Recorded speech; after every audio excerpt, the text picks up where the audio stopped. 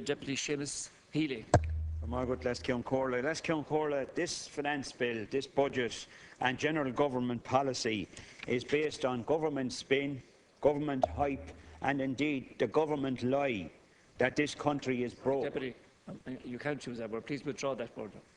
Well, if the government doesn't like that word, well, let's call it something else. It's not understanding. Completely untrue that this government, this country is broke.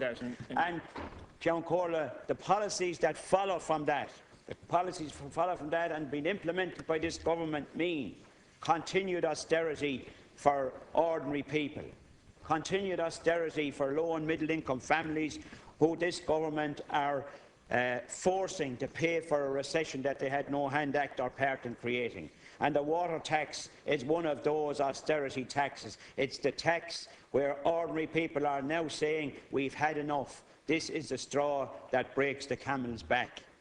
It's the policies, these policies are the policies that ensure the rich-poor gap has increased in this budget and indeed in this finance bill. It means the policy that the super rich get off scot-free and simply will not pay and will not be even asked to pay their fair share of taxation. It means a situation where the Minister's own press officer in the papers in the last couple of days boasts that anyone over 100,000 in earnings in any year will get €747 out of this budget. Nearly €15 per week, where the lowest paid or the lowest income earners get 90 cents a week. So the ordinary person, the low and the middle income family gets more austerity, while the very wealthy get support and are not asked to pay for anything. And of course that situation means that we have huge levels of unemployment. We have over 100,000 on housing waiting lists. We have a huge mortgage crisis. We have a situation where Irish children have fallen further and faster into poverty than in any other OECD country. We have a situation where now 28.6% of Irish children live in poverty. That is absolutely shameful in this country. We have huge emigration, including 84,000 graduates who have left this country over the last number of years and are now contributing to the economies of Canada and Australia and elsewhere. And of course, all ordinary people know that what we have is a devastated health and education services. But Ceann Comhairle, this country is not broke. Absolutely not broke. And indeed, all objective and all independent analysis agree that this is in fact a very wealthy country indeed. Of course, the wealth is skewed hugely in favour of wealthy people, to such an extent that the poorest 10% of people pay more as a percentage of their income in tax than the wealthiest 10%. Another absolutely shameful situation. And to support that, about 12 months ago here in this chamber, we had the former Minister of State, Joe Costello, who told us that this was the 8th richest country in the world. And indeed that situation has been supported, as I said, by objective analysis. And we know, for instance, that the gross domestic product here per head of population is greater than in Germany, is greater than in France, and is greater than in the UK. And that again has been supported, for instance, by the German Bertelsmann Foundation in recent times.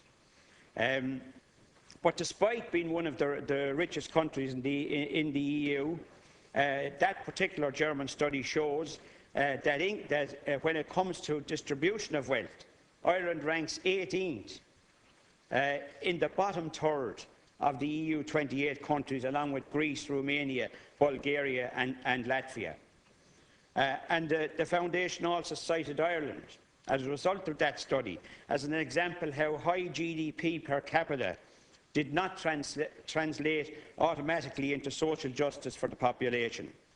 Ireland has a similarly high GDP to Sweden, but ranks considerably below average when it comes to social justice and counts as one of the biggest losers in the country comparisons.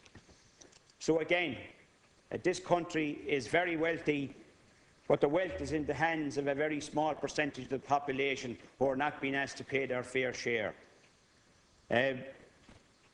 Also, Minister Noonan himself told me here less than 12 months ago that the top 10,000 income earners in this country earn each €595,000 per year each.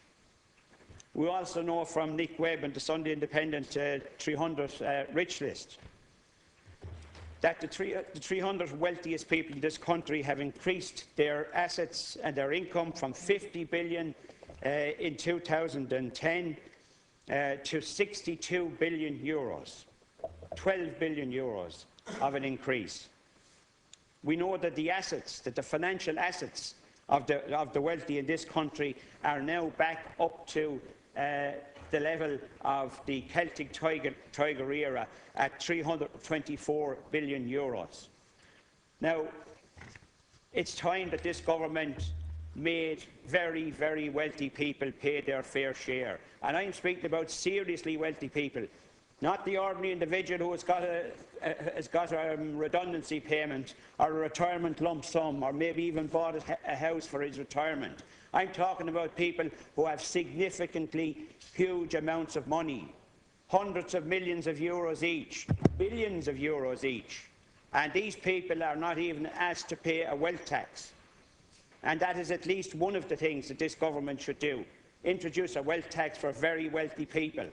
And I know I can see the Minister already throwing his hands up in the air, as the media and the whole establishment does when you say that. But remember, there are 6 countries in the EU with a wealth tax.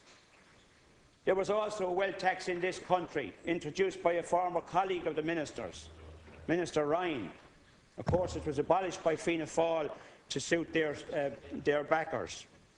But certainly, a wealth tax is absolutely essential, and even a very small wealth tax would give significant income, billions of euros, to address the situation in relation to water tax, to address the situation in relation to health and education services.